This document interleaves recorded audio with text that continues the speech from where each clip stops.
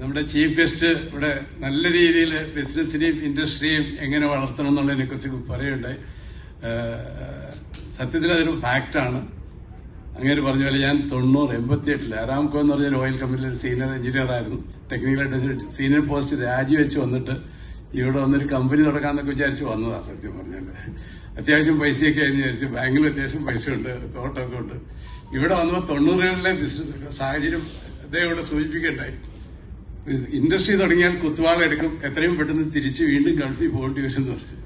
അപ്പൊ അതുകൊണ്ട് ആ ഫണ്ട് ഞാൻ എടുക്കാതെ ഞാൻ ചെറിയ രീതിയിൽ ബിസിനസ്സായിട്ട് പെരുമ്പാവൂര് ഹോം അപ്ലയൻസ് അന്ന് TV ഒക്കെ വന്നു തുടങ്ങുന്ന കാലമായതുകൊണ്ട് ഒരു ഇലക്ട്രോണിക് ബിസിനസ് പെരുമ്പാവൂര് ഞങ്ങളുടെ വീടിനടുത്താണ് ആദ്യം തുടങ്ങിയത്. അവിടുന്ന് വെറുതെ ഇരിക്കാൻ കഴിയില്ലാത്തതുണ്ടെന്ന് പറഞ്ഞാൽ തുടങ്ങിയതാണ്. പക്ഷെ വർക്ക് ഒരു പാഷനായതുകൊണ്ട് അദ്ദേഹം പറഞ്ഞു അതിന് 10-15 വർക്ക് ചെയ്ത് ഞാൻ അരാംകോയിൽ നല്ല വർക്ക് ചെയ്തിരുന്ന സീനിയർ എഞ്ചിനീയറായിരുന്നു. ഒരു ഡിപ്പാർട്ട്മെന്റ് ടെക്നിക്കലായിട്ട് ഫുൾ ടൈം വർക്ക് ചെയ്യുന്നത് എനിക്കൊരു ഇഷ്ടമാണ്. അപ്പൊ അങ്ങനെ വർക്ക് ചെയ്തപ്പോൾ ചെറിയ കച്ചവടം പോരാന്ന് തോന്നി. ബിസിനസ് എക്സ്പാൻഡ് ചെയ്തു, റീറ്റെയിൽ ഡിസ്ട്രിബ്യൂഷൻ തുടങ്ങി, പിന്നീട് മറ്റ് സ്ഥലങ്ങളിലേക്ക് എക്സ്പാൻഡ് ചെയ്തു. കസ്റ്റമേഴ്സ് ഞങ്ങൾ കൂടെ വന്നു.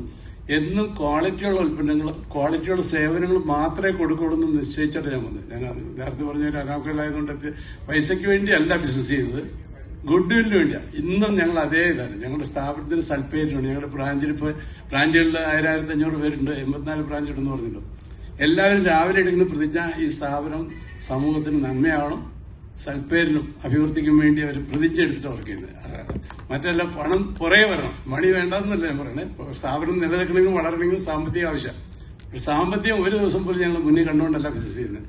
കസ്റ്റമറുടെ മനസ്സിൽ ബ്രാൻഡ് കയറുന്ന ഈശ്വരാനുഗ്രഹം കൊണ്ടും ഞങ്ങൾ അദ്ദേഹം സതീശാൻ പറഞ്ഞാൽ ഞങ്ങൾ നല്ലോണം ഹാർഡ് വർക്ക് ചെയ്തിട്ട് തന്നെ കയറിയത്. പല ചലഞ്ചസ് ഉണ്ട്, ഭയങ്കര മത്സരമുള്ള ഫീൽഡ്. ഇലക്ട്രോണിക് ബിസിനസ് ഏറ്റവും മത്സരമുള്ള ഫീൽഡാണെന്ന് നിങ്ങൾ പത്രമാധ്യമങ്ങളൊക്കെ കാണുമ്പോൾ മനസ്സിലാവും. ഇത്രയും മത്സരിച്ചിട്ട് വരികയും ആ രംഗത്ത് ധൈര്യമായിട്ട് നിന്ന് വളർന്ന് എത്രയോ പേർക്ക് ജോലിയൊക്കെ കൊടുക്കാൻ കഴിയുന്നു. ഞാൻ നെറ്റ്കെയറിന്റെ അത്രയൊന്നും ഇല്ലെങ്കിലും കുറെ പേർക്കൊക്കെ ജോലിയൊക്കെ കൊടുത്ത് കേരളത്തിൽ എല്ലായിടത്തും ഉണ്ട്.